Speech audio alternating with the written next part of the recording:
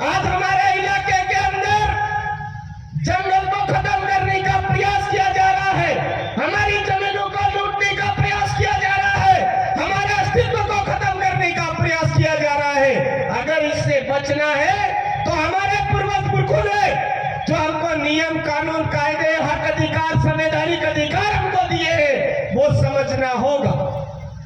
और वो ये है कि बिना कलेक्टर की पूर्व मंजूरी के कोई भी जमीन हस्तांतरण नहीं हो सकता, जमीन का नामांतरण नहीं हो सकता है। कलेक्टर साहब हमारे यहाँ पर कोई निर्णय लेंगे तो वो अपने स्वविवेक से नहीं ले सकते, उनको ग्राम सभा का आयोजन करवाना होगा और ग्राम सभा के लिए गए निर्णय के अनुसार ही वो जमीन का नामांतरण कर सकते हैं, जमीन का हस्तांतरण कर सकते हैं। और वो हस्तांतरण कर सकते हैं इसका मतलब ये नहीं है कि गैर आदिवासी को कर सकते हैं, हस्तांतरण कर सकते हैं इसका मतलब ये नहीं है कि वो किसी कंपनी को कर सकते हैं, हस्तांतरण कर सकते हैं इसका मतलब ये नहीं है कि किसी संस्था को कर सकते हैं, ऐसा नहीं है मेरे भाई। हमारे अनुसूचित क्षेत्र के अंदर, अनुसूचित क्षेत्र मतलब बांसवाड़ा जिला, प्रतापगढ़ जिला, डूंगरपुर जिला, उदयपुर जिला, सिरोही जिला और वर्तमान में नया जिला बना सलूंगर। इस जिले का कानून है आदिवासी की जमीन किसी गैर आदिवासी के नाम नहीं होगी। गैर आदिवासी के नाम तो क्या, न केंद्र सरकार के नाम पे होगी न राज्य सरकार के नाम पे होगी। ऐसा नियम, कानून, कायदा हमारे पास है। मेरे भाइयों, जब इतना खतरनाक कानून हमारे समुदाय के हक अधिकार में, संविधान में है, तो हमारी जमीनें कैसे जा रही है? वो जमीनें इसी वजह से जा रही है कि हमारे गांवों के अंदर, हमारे गांव की रूढ़िगत ग्राम सभा है, उस रूढ़िगत ग्राम सभा का पुनर्जीवन की जरूरत है मेरे भाइयों। अभी बोल रहे थे कि ग्राम सभा को गठित करना है, ग्राम सभाओं का गठन नहीं करना है, केवल हमारे गांव में जो ग्राम सभाएं है उनका पुनर्जीवित करना होगा मेरे भाइयों।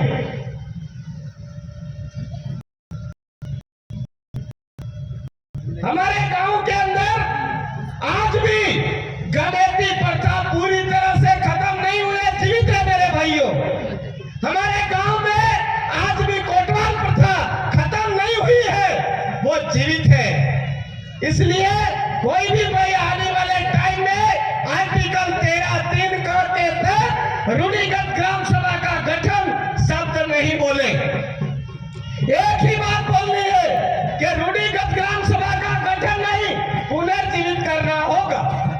और ये जब से पुनर्जीवित हम अगर करेंगे तो हमारी जल, जंगल, जमीन की रक्षा के लिए हम लड़ पाएंगे। और जब हम जल, जंगल, जमीन की रक्षा के लिए संवैधानिक तरीके से लड़ने जाएंगे तो हमारी ग्राम सभा का जो लेटर पैड है उसी के जरिए लड़ पाएंगे मेरे भाइयों। मुझे आपको ये समझना होगा।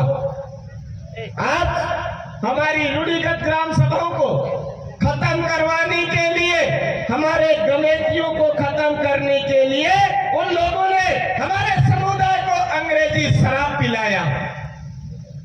हमारा का गांव का गमेती, गांव का मुखिया, गांव का पटेल अंग्रेजी शराब में अंधा हो गया। और अंधा होने के बाद हमारे गांव का जो पावर था, हमारे क्षेत्र का जो पावर था, हमारे पूर्वज पुरखों का जो पावर था, वो कहीं ना कहीं खत्म कर दिया, बेच दिया, गुलामी में डाल दिया, दलाली में डाल दिया। इसलिए आज आदिवासी परिवार बोल रहा है कि हमारे शेड्यूल एरिया के अंदर, अनुसूचित क्षेत्र के अंदर अंग्रेजी शराब विहीन इलाका घोषित होना चाहिए। ये बात आदिवासी परिवार बार बार उठा रहा है, ये हमको समझना पड़ेगा। जिस दिन हमारे इलाके से ये अंग्रेजी शराब नाम की बीमारी खत्म होगी, उसी दिन देश का मालिक फिर से देश का मालिक बन जाएगा। कोई इसमें दोहरा नहीं है, हमको समझना पड़ेगा मेरे भाइयों। आज हमारी लड़ाइयां बहुत सारी है, लेकिन ये जितने भी नियम, कायदे, कानून की बातें हो रही है, ये सारी चीजें बिना राजनीति के संभव नहीं है। लोकतंत्र के सिस्टम में हमको घुसना पड़ेगा, लोकतंत्र के सिस्टम में हमको जाना पड़ेगा। 9 अगस्त के दिन हम बड़े धूमधाम से हर घर से आदमी निकल जाता है, हमारी बहन निकल जाती है, हमारी बुजुर्ग महिलाएं निकल जाती है। बहुत बड़ी ताकत नजर आती है समाज की। और कोई कार्यक्रम होता है उस दिन भी नजर आती है, लेकिन जब वोट का समय आता है तो भिखारियों की तरह बहुत सारे सड़क पे खड़े मिलते हैं, खड़े दिखते हैं। अरे देश के मालिकों, रोड पर खड़ा मत होइए भिखारियों की तरह। हम देश के मालिक हैं, मालिक की तरह रहिए, मालिक की तरह समझिए, मालिक की तरह जिए। हमारी जो सामाजिक शक्ति है, ये जन जागरण के माध्यम से जितनी भी ताकत हमने इकट्ठी की है, उसको राजनीतिक ताकत में बदलने का समय आ गया है। समझिए इस ताकत को। राजनीति में अगर हमने जो हमारी सामाजिक शक्ति है उसको अगर सेट कर लिया तो हमारा देश का मालिकाना राइट ऑफ सेल्फ गवर्नेंस और ऑनरशिप वाला जो मैटर है वो हमारे हाथों में होगा। तो आपको ध्यान में रखना है, प्रतापगढ़ जिले से हमने पूरी तैयारी कर ली है। सलूमबर से तैयारी हो चुकी है, दरियावत से हो चुकी है, हमारे इस उदयपुर में अमित भाई ने अच्छी तैयारी कर ली है।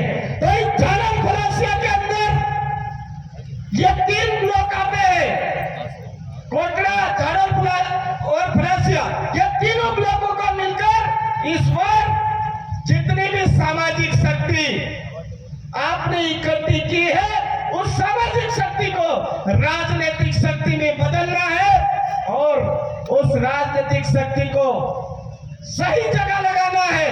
वो सही जगह है कमल और कांग्रेस मुक्त झाड़ोल फलासिया सीट।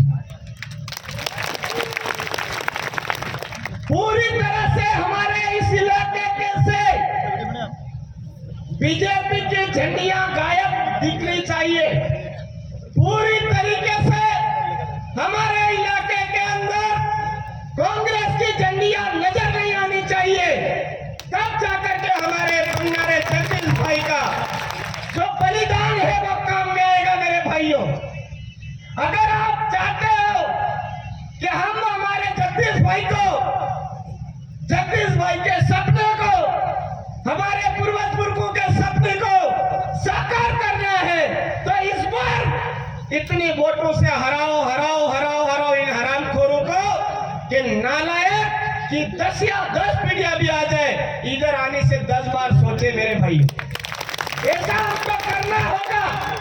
हमने तो उधर तैयारी कर ली है, इधर आपको भी इसी स्थिति से ये जो चिंतन शिविर है हमारा, आज ये घटना दुर्घटना की वजह से लंबा टाइम हो गया,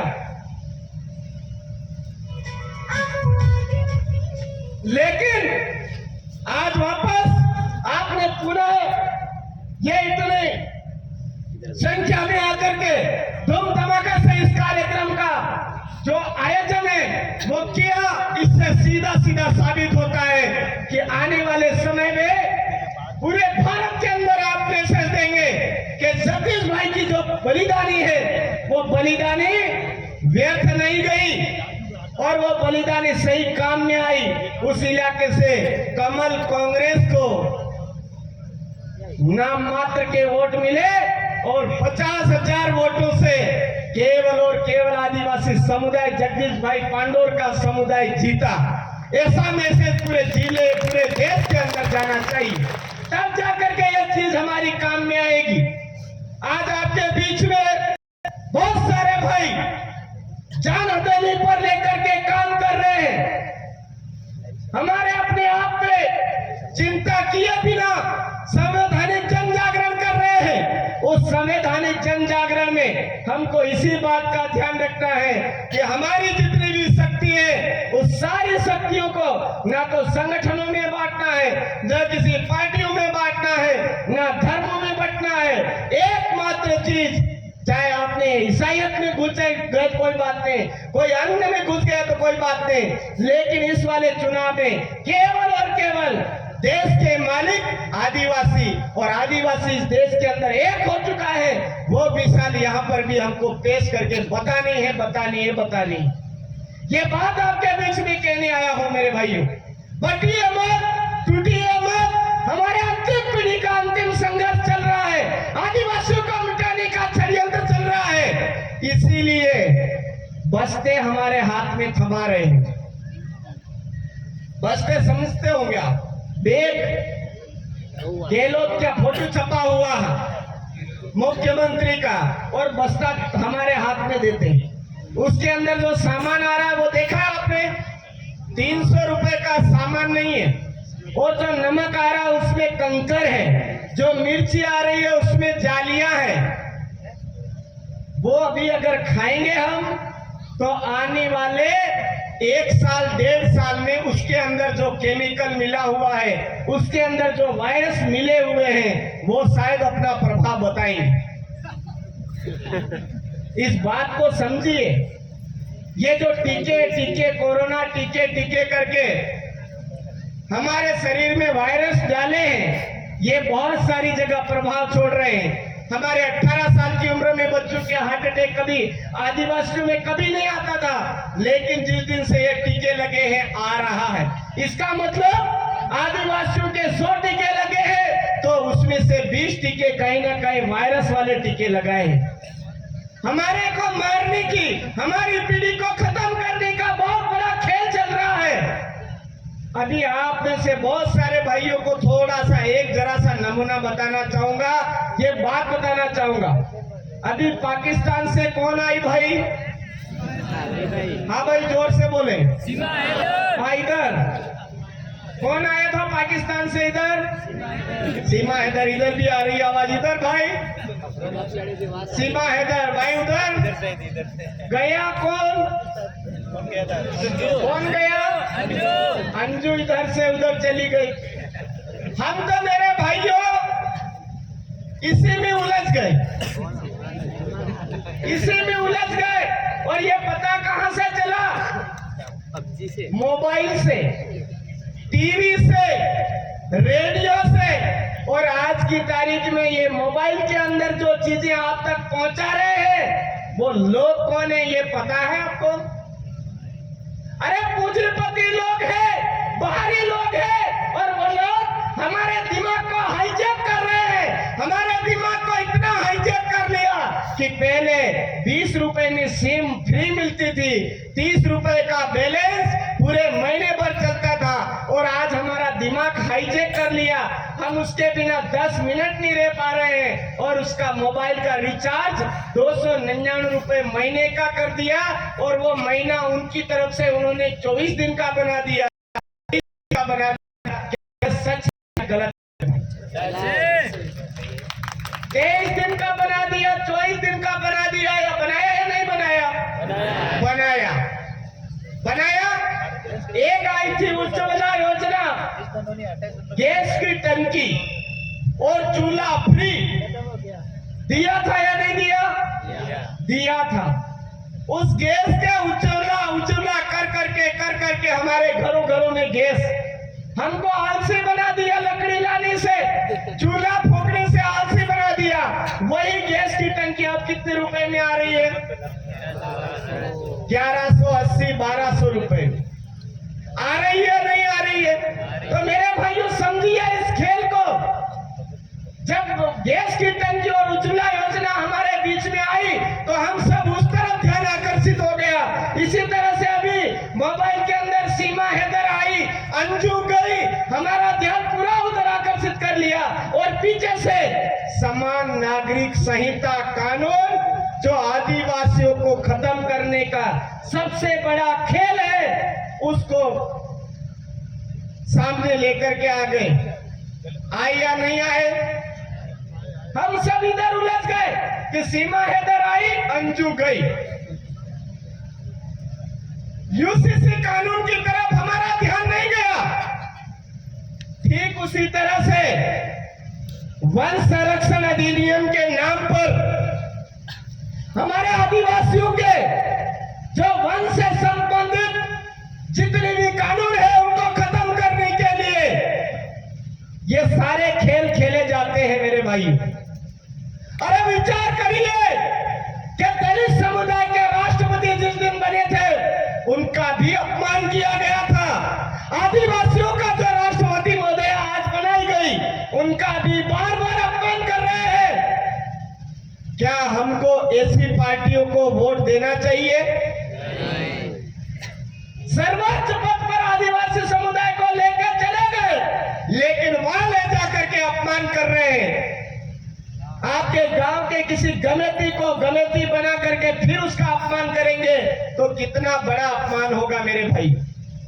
सबको समझना है कि जो पार्टी आदिवासियों के इज्जत के साथ खेलती है, आदिवासियों के सम्मान के साथ नहीं खेलते हैं, आने वाले चुनावों में ऐसी पार्टियों का सुपड़ा साफ करके हमको भी उनके सम्मान और इज्जत के साथ खेलना ये आपके सामने के लिए आया।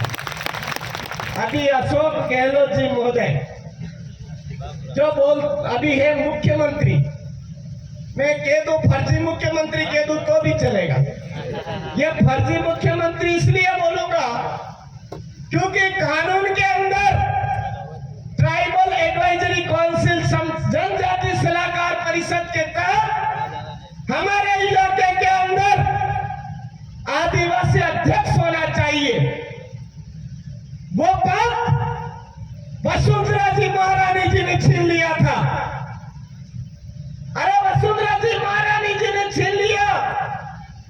कांग्रेस सरकार बोलती है हम आदिवासी हितैषी है, तो क्या गहलोत जी ने वो पद हमारे लोगों को वापस सौंपा? क्या हमारे समुदाय को वापस सौंपा? क्या नहीं सौंपा।